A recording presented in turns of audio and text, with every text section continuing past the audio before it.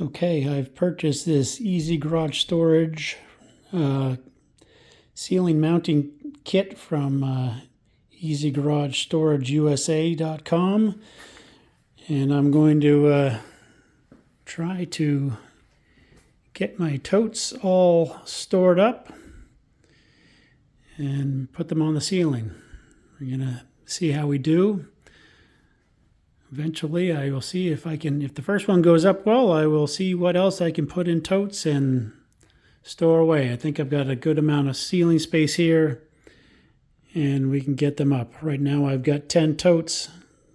Theoretically, on the space I've got, I should be able to fit about 30 if I need to. I'm kind of hoping I don't need that much space, but we shall see. So here is the after of the work that I put in. The system went up fairly easy. I would say the hardest part was finding the studs and making sure your measurements are on.